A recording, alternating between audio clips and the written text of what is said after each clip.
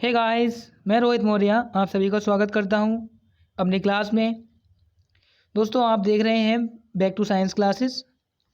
इसमें हम 9th और 10th क्लास की एनसीईआरटी को कवर कर रहे हैं। इस क्लास में हम 9th क्लास की एनसीईआरटी को कवर कर रहे हैं। साइंस पहला चैप्टर पढ़ रहे हैं। इसमें अब तक हमने तत्वों के बारे में पढ़ लिया। तत्वों का निर्माण किन किन चीज़ों से हुआ है, अणुओं मतलब उसके कणों के बारे में पढ़ लिया। अब हम उसकी स्टेट अवस्था के बारे में पढ़ रहे हैं, जिसमें हमने द्रव्य अवस्था स्टार्ट किया है। ठोस अवस्था हम पढ़ चुके हैं। तो आइए शुरू करते हैं। शुरू करने से पहले आप सभी लोग अपनी अपनी नोटबुक खोल के बैठ जाएं, निकाल लें, और जो भी मेन कीवर्ड आएंगे वो बताता रहूँगा, आप उनको अपनी कॉपी में नोट डाउन कर लें। और हाँ, चैनल को सब्सक्राइब करना ना भूलें, क्योंकि चैनल सब्सक्राइब करने से आप लोगों को नोटिफिकेशन आसानी से मिलते रहेंगे। जब भी मैं कोई वीडियो डालूंगा उसका नोटिफिकेशन आपको मिल जाएगा। चलिए शुरू करते हैं। आज का हमारा टॉपिक है द्रव्य अवस्था, मतलब लिक्विड स्टेट। लिक्विड स्टेट द्रव्य अवस्था क्या होती है? आप लोगों ने छोटी क्लासों में पढ़ा होगा, अर्थ में 9, 6 में, इन क्लासों में पढ़ा होगा। लेकिन अब हम 9th क्लास में कुछ एक्स्ट्रा पढ़ेंगे, उन चीज़ों से थोड़े से ऊपर वाले लेवल को पढ़ेंगे। तो द्रव्यावस्था क्या होती है? द्रव्यावस्था का नॉर्मली उदाहरण हमारा है जल, तेल, दूध, वे सारी चीज़ें जो लीटर में मापी जाती हैं। अगर हम मापने की बात करें, वे सारी चीज़ें जो लीटर में मापी जाती हैं, या वे सारी चीज़ें जो एक स्थान पर अगर खुली छोड़ दी जाए, अगर पानी को हम एक जगह गिरा दें तो बह करके कुछ दूर पहुंच जाएगा। होता क्या है, जो द्रव अवस्था है, द्रव अवस्था में जो हमारे अणु होते हैं, वो अणु ठोस अवस्था की अपेक्षा कुछ दूरी पर होते हैं। कुछ दूरी पर होते हैं। ये हो गया हमारा लिक्विड स्टेट। अब ऐसा क्यों होता है कुछ दूरी पर होते हैं? क्योंकि इन दो अणुओं के बीच, दो कण जो हैं हमारे, इनके बीच जो फोर्स लगता है, जो हमारा बल लगता है, अंतर आणविक बल, वो हमारा ठोस की अपेक्षा थोड़ा कम होता है। क्या होता है? कम होता है। इसलिए इन अणुओं को गति करने के लिए थोड़ा स्पेस अधिक मिल जाता है। इन्हें थोड़ी छूट होती है कि ये आपस में थोड़ी दूर तक गति कर सकें। इसी कारण क्या होता है कि जब भी हम किसी बर्तन से लिक्विड को अगर डालते हैं, अगर हमने इस जगह पे डाला तो कुछ समय बाद क्या होगा, वो लिक्विड बह करके यहाँ आ जाएगा, क्योंकि उसके अणु गति करने के लिए स्वतंत्र थे। उसके जो कण हैं उनके बीच अंतराण्विक बल, जो आकर्षण बल है, वो थोड़ा कम होता है ठोसों की अपेक्षा, और वो गति करने के लिए स्वतंत्र है और वो थोड़ी दूर तक गति करते हैं। तो आई होप आपके समझ में आ गया होगा। अब इसे पढ़ते हैं। लिखा हुआ है, द्रव अवस्था को समझने के लिए यहाँ पर ने एक क्रियाकलाप दे रखा है। क्रियाकलाप जिसे हम पढ़ेंगे, जल, खाना, पकाने के तेल, दूध, जूस, शीतल पेय आदि, ये सारे के सारे क्या हैं, हमारे लिक्विड स्टेट में हैं। आगे पढ़ते हैं। प्रेक्षण दिया हुआ है। प्रेक्षण से हम पाते हैं कि द्रव का आकार नहीं, लेकिन आयतन निश्चित होता है। प्रेक्षण में क्या दिया हुआ है कि इसमें कह रहे हैं कि विभिन्न आकार के बर्तन प्रयोगशाला के एक मापक सिलेंडर की सहायता से, इन कुछ दिया हुआ है, आप पढ़ सकते हैं इसमें।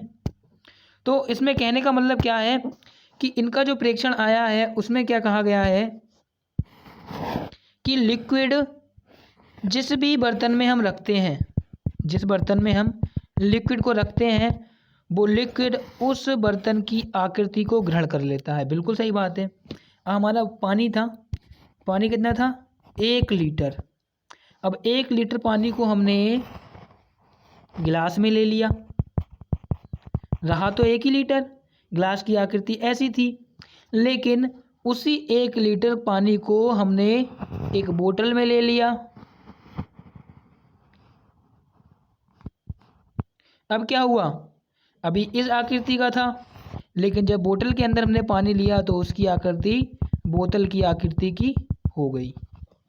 तो मतलब इससे क्या पता चला कि लिक्विड अवस्था में जो चीज़ें होती हैं वो जिस बर्तन में रखी जाती हैं उसी की आकृति ग्रहण कर लेती हैं। आगे बढ़ते हैं। देखा होगा आपने कि जब भी हम पानी को यदि पतले ग्लास में करें तो ग्लास में आ जाता है, उसी की आकृति ग्रहण कर लेता है। बोतल में करें तो बोतल में आ जाता है। तो आगे बढ़ेंगे। प्रेक्षण जो हमारा प्राप्त जो करने के बाद में प्राप्त हुआ, प्रेक्षण में हम पाते हैं कि द्रव का आकार नहीं लेकिन आयतन निश्चित होता है। जिस बर्तन में इन्हें रखा जाए ये उसी का आकार ले लेते हैं। द्रव में बहाव होता है, जैसा कि आपने देखा है कि द्रव में बहाव होता है। एक स्थान पे अगर हम यहाँ डाल दें तो बह करके थोड़ी दूर पहुँच जाता है। आगे कह रहे हैं और इनका आकार बदलता है, इसलिए ये दृढ़ नहीं लेकिन तरल होते हैं। इसलिए ये कैसे नहीं होते, दृढ़ नहीं होते, जबकि ठोस क्या होती है, अगर हमने किसी ठोस वस्तु को यहाँ डाला तो वो यहीं पड़ा रहेगा, थोड़ा बहुत विस्थापित होगा, ज़्यादा नहीं, क्योंकि वो कैसा है, वो दृढ़ अवस्था में है, ठोस है, रिजिड है। इसलिए आगे बढ़ेंगे कि ठोस और द्रव का मिश्रण द्रव्यों में संभव है। वातावरण की गैस विसरित होकर जल में घुल जाती है। ये गैस विशेषतः ऑक्सीजन एवं कार्बन डाई जलीय जंतुओं तथा पौधों के लिए अनिवार्य होती है। सीधी सी बात पता है कि जो गैस होती है वो जल में रहने वाले या वातावरण में रहने वाले जंतुओं के लिए अनिवार्य होती है। सभी जीवधारी अपने जीवन निर्वाह के लिए श्वास लेते हैं। जलीय जंतु जल में घुली हुई ऑक्सीजन के कारण श्वास लेते हैं। इस तरह से हम निष्कर्ष पर पहुंचते हैं कि द्रव्य ठोस द्रव्य और गैस तीनों का विसरण संभव है। ठोस की अपेक्षा द्रवों में विसरण की दर अधिक होती है। ऐसा इसलिए है क्योंकि द्रव अवस्था में पदार्थ के कण स्वतंत्र रूप से गति करते हैं और ठोस की अपेक्षा द्रव के कण रिक्त स्थान अधिक होता है। जो बात मैंने आपको पहले बताई थी वही सारी बातें हैं। कह रहे हैं कि जो हमारा द्रव है, द्रव में यदि हमने किसी बर्तन में द्रव ले लिया तो इसमें हम ठोस चीज़ें भी घोल सकते हैं। जाहिर सी बात है कि हमने द्रव लिया था, मतलब एक बड़े बर्तन में हमने थोड़ा सा पानी ले लिया, द्रव अवस्था में पानी ले लिया। अब हमने क्या लिया, उसमें ठोस अवस्था में थोड़ी सी चीनी डाल दी और इसे एक स्पून की सहायता से घोल दिया। क्या होगा, ये सारी की सारी चीनी कुछ टाइम बाद इसमें घुल जाएगी। मतलब द्रव कौन सी अवस्था में, मतलब पानी था हमारा द्रव अवस्था में, और जो हमने चीनी डाली वो कौन सी अवस्था में थी, वो थी हमारी ठोस अवस्था में। जो भी हमारी चीनी थी वो ठोस अवस्था में थी और वो क्या हुई, पानी में घुल गई। तो इससे हमें क्या पता चलता है कि ये द्रव है, द्रव में ठोस अवस्था वाली चीज़ें आसानी से विसरित हो सकती हैं। विसरण का मतलब, विसरित का मतलब होता है घुलना, विसरण होना। तो इसमें घुल गई। इसी प्रकार कि इसमें गैसीय अवस्था भी, गैस भी घुल सकती है। जैसे कि हमें पता है कि पानी के अंदर O2 गैस पाई जाती है, तो वो भी कैसी अवस्था में, गैसीय अवस्था में, और पानी में हमारी घुली हुई होती है, घुली हुई होती है। चीनी भी हमारी ठोस अवस्था में थी, वो भी घुल गई, और पानी हमारा कैसा था, द्रव अवस्था में था। तो इस लाइन में भी यही बताया गया था कि जो है ठोसों की अपेक्षा द्रवों में विसरण की दर अधिक होती है। ठोस, द्रव, गैस तीनों का विसरण संभव है। और एक बात कही गई कि इसमें जो होता है ठोस की अपेक्षा द्रव के कणों के रिक्त स्थान अधिक होता है। यही मैंने बताया था कि जो ठोस हैं उनके अणु द्रव की अपेक्षा कुछ दूरी पर होते हैं, इनके बीच रिक्त स्थान अधिक पाया जाता है। आगे हम पढ़ेंगे। ये तो हो गई हमारी द्रव अवस्था की बात। आई होप आपके समझ में आ गया होगा। अब हम आगे चलते हैं गैसीय अवस्था पर। अगला हमारा टॉपिक है गैसीय अवस्था। गैसीय अवस्था का मतलब क्या हुआ कि आपने देखा होगा कि सिलेंडर में, या हम सबसे पहले छोटा सा एग्जांपल लेते हैं परफ्यूम का। परफ्यूम तो सबने यूज किया होगा। परफ्यूम में क्या होता है, सेंट में, परफ्यूम में क्या होता है कि अगर हम परफ्यूम को यहाँ पर छोड़ें तो वो हमारे जो गैस के, उस परफ्यूम में जो गैस भरी है उसके अणु हमारे पूरे के पूरे घर में फैल जाते हैं। कमरे में छोड़ो, मतलब हमने यहाँ छोड़ा तो उसकी गंध हमारे लिए, यहाँ अगर हम खड़े हैं तो हमारे लिए यहाँ तक उसकी गंध आने लगती है। क्या होता है कि जो हमारे इसके अंदर जो गैस भरी हुई थी उसके अणु इतनी दूर दूर थे कि वो गति करने लगे। तो इससे पता चलता है कि गैस के अणु बहुत दूर दूर पाए जाते हैं। यहाँ पर छोड़ने के बाद जो अणु थे पूरे कमरे में फैल गए। मतलब गैस को जिस बर्तन में रखते हैं उसकी आकृति ग्रहण कर लेता है और उसकी सतह पर चिपक जाता है। तो गैस के अणु ठोस और द्रव की अपेक्षा बहुत दूर दूर होते हैं और उनके बीच लगने वाला जो आकर्षण बल है वो बहुत कम होता है द्रव अवस्था और ठोस अवस्था की अपेक्षा। तो आपको आई होप समझ में आ गया होगा। पढ़ते हैं इसे। आपने कभी उन गुब्बारे वाले पर ध्यान दिया है जो गैस के एक सिलेंडर से बहुत सारे गुब्बारों में हवा भरता है? उससे पता लगाएं कि सिलेंडर से वह कितने गुब्बारे भरता है। उससे पूछें कि सिलेंडर में कौन सी गैस है।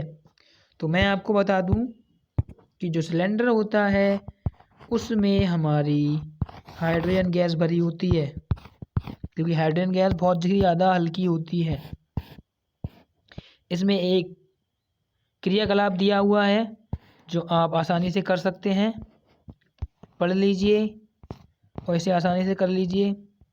इसमें कुछ नहीं किया है उन लोगों ने, सिलेंडर एक इंजेक्शन ले लिया है पिस्टन की तरह, उसमें गैस भर दी है, रबर का कार्क लगा दिया है, बस यही किया है। उसे दबाने पर पता चलता है कि जब दबाते हैं तो वो पीछे बैक मारता है, बस यही है इसमें संपीड़न के लिए हमने देखा है। तो आगे पढ़ते हैं हम क्या निष्कर्ष निकल रहे हैं इसमें। हमने देखा कि ठोस द्रव्यों की तुलना में गैस की संपीड्यता काफ़ी अधिक होती है। हमारे घरों में खाना बनने में उपयोग की जाने वाली जो एलपीजी गैस है, जो पेट्रोलियम गैस है वाली द्रवीकृत पेट्रोलियम गैस मतलब लिक्विड पाइफाई गैस, अस्पतालों में दिए जाने वाले ऑक्सीजन सिलेंडर में संपीड़ित गैस होती है। आजकल वाहनों के ईंधन के लिए जो ईंधन है, ईंधन में सीएनजी का यूज किया जाता है, उपयोग होता है। संपीड़ितता काफ़ी अधिक होने के कारण गैस के अत्यधिक आयतन को एक कम आयतन वाले सिलेंडर में संपीड़ित किया जा सकता है एवं आसानी से दूसरे में भेजा जा सकता है। कभी कभी आपने क्या देखा होगा कि अक्सर क्या करते हैं, घरों में छोटे सिलेंडर में गैस भरवाने के लिए कि हमारे पास एक छोटा सिलेंडर है, उसमें गैस भरने के लिए एक बड़े सिलेंडर को लगाया जाता है, जिससे बड़े आयतन से होकर के गैस छोटे वाले सिलेंडर में पहुंच जाती है। मतलब अधिक आयतन वाले बर्तन से कम आयतन वाले बर्तन में भी हम भर सकते हैं गैस के लिए। आगे बढ़ेंगे। एवं आसानी से एक स्थान से दूसरे स्थान तक भेजा जा सकता है। बिल्कुल बात सही है। हमारी नाक तक पहुंचने वाली गंध से बिना रसोई में प्रवेश किए ही हम जान सकते हैं कि क्या पकाया जा रहा है। बिल्कुल बात सही है। और जब अच्छा खाना बनता है तो सबको पता चल जाता है कि हमारे यहाँ पे पकवान बने हैं। ये गंध हम तक कैसे पहुँचती है? खाने की गंध के कण वायु में मिल जाते हैं और रसोई से फैलकर हम तक पहुँच जाते हैं। ये गंध के कण और भी दूर जा सकते हैं। पके हुए गर्म खाने की महक हमारे पास तक कुछ ही क्षणों में पहुँच जाती है। इसकी तुलना ठोस एवं द्रव के द्रव्यों के मिश्रण से करें। कणों की तेज गति और अत्यधिक रिक्त स्थानों के कारण गैस का अन्य गैसों में मिश्रण बहुत तेजी से होता है। अब ये बात समझे, क्या कहना था इनका मतलब कि जब भी हमने किसी बर्तन में खाना पकाया, पकवान पकाए, तो उसमें क्या था, बर्तन में जो खाना था उसमें से निकलने वाली गंध, क्या हुआ, निकलने वाली जो गंध थी वो कहाँ पहुँची, गर्म वायु निकली। वायु कैसी थी, गर्म थी। गर्म होने के बाद कैसी हो गई, गर्म होने पे क्या होता है, उसके अणु बहुत दूर दूर, पहले तो पास थे लेकिन गर्म होने के बाद उसके अणु बहुत बहुत दूर दूर हो गए। और वो काय में मिल गए, जो हमारे कमरे में उपस्थित वायु थी, वो अणु हमारे वायु में मिल गए और वायु के साथ संचरण मतलब संपीड़ होकर के, विसरण कर कर के हमारे पास तक आए। और यदि हम कमरे में ना हो, बाहर हो, तो खाना पका हुआ जो है उसकी स्मेल हमारे नाक तक आसानी से आ जाती है और हम कहते हैं अरे वाह क्या अच्छे पकवान बने हैं। तो आपके समझ में आ गया होगा। और उसमें क्या होता है कि जो अणुओं की जो गति होती है वो काफ़ी दूर दूर हो जाती है। जो अणु हमारे होते हैं ठोस की अपेक्षा गैस के अणु काफ़ी दूर दूर होते हैं।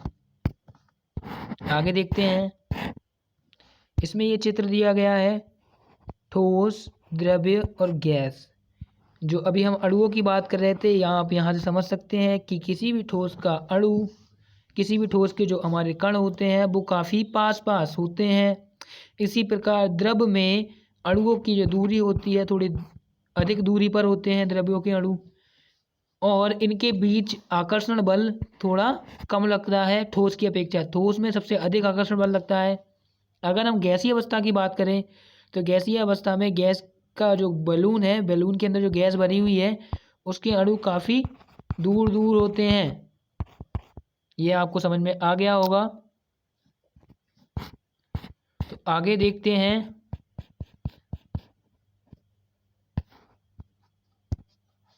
गैसीय अवस्था में कणों की गति अनियमित और अत्यधिक तीव्र होती है। मतलब अनियमित का क्या मतलब कि कोई भी अणु कहीं भी जा सकता है, कोई इस पे बाउंडेशन नहीं है, क्योंकि जब ज़्यादा जगह मिलेगी तो अब मैं आपको एक छोटी सी समझाने के लिए एक छोटा सा एग्जांपल देना चाहता हूँ व्यावहारिक जीवन का, कि मान लिया ये बाउंड्री में आपका घर है, आपका घर, इसमें आप उपस्थित हैं, आपके मम्मी पापा हैं। अब मम्मी पापा क्या है, कहीं बाहर काम से दोनों के दोनों साथ साथ चले जाते हैं। अब आप रह गए खाली अकेले। तो आप क्या करते हैं, घर से खेलने के लिए जैसे ही वो निकले, उसके बाद जैसे ही मम्मी पापा गए, आप घर से तुरंत बाहर निकलने लगते हैं और अपने मोहल्ले, आस पास, पड़ोस में पूरे जमकर पूरे दिन भर खेलते हैं आराम से। तो ऐसे ही होता है गैस के साथ। गैस को जैसी छूट मिलती है गैस के अणु बहुत दूर दूर फैल जाते हैं। तो कह रहे हैं गैस जो अवस्था है उसके अणु अनियमित गति करने लगते हैं। जब भी आपके मम्मी पापा चले जाते हैं तो आपके जो भी मन में आता है वो करते हैं, अनियमित तरीके से काम करते हैं। तो इसी तरीके से जो गैस है, गैस के अणु भी अनियमित गति करते हैं और बहुत तीव्र गति करते हैं। इस अनियमित गति के कारण ये कण आपस में एक बर्तन की दीवारों से टकराते हैं। मैंने बताया था कुछ समय पहले कि यदि गैस के अणु हैं तो वो बर्तन की दीवारों से टकराते हैं। बर्तन की दीवार पर गैस के अणु द्वारा प्रति इकाई क्षेत्रफल पर लगने वाले बल के कारण गैस का दबाव बनता है। तो क्या होता है, यदि इस वाले क्षेत्र पर जितने भी अणु हैं, तो क्या कह रहे हैं कि दीवार पर गैस कणों द्वारा प्रति इकाई क्षेत्रफल पर, मतलब ये जितने भी एरिया है, लगने वाला जो बल है वो हमारा क्या कहलाता है, दबाव बनता है या दबाव कहलाता है। तो आई होप आपके समझ में आया होगा। तो आज की क्लास हम यहीं पर समाप्त करते हैं, फिर मिलेंगे अगली वीडियो में। अगली वीडियो में हम इसके नोट्स के साथ मिलेंगे जो कि आप कॉपी पे उतार सकें। अभी तो हमने थ्योरी पढ़ी थी, अब अगली जो वीडियो आएगी उस वीडियो में आपके लिए तीनों अवस्थाओं का जो मेन चीज़ें हैं जो आपकी नोटबुक में लिखने लायक है, नोट्स बनाने लायक है, वो सारी चीज़ें वीडियो में आएंगी। आई होप आपके अच्छे से समझ में आया होगा। तो यदि आपके वीडियो पसंद आई हो तो लाइक करें, चैनल को सब्सक्राइब करें और कमेंट ज़रूर करें, जिससे हमें आपकी प्रतिक्रिया मिलती रहे कि आपको किस तरीके से समझ में आता है। और सुरक्षित रहें, लॉकडाउन चल रहा है तो अपने घरों में रहें और पढ़ते रहें। धन्यवाद।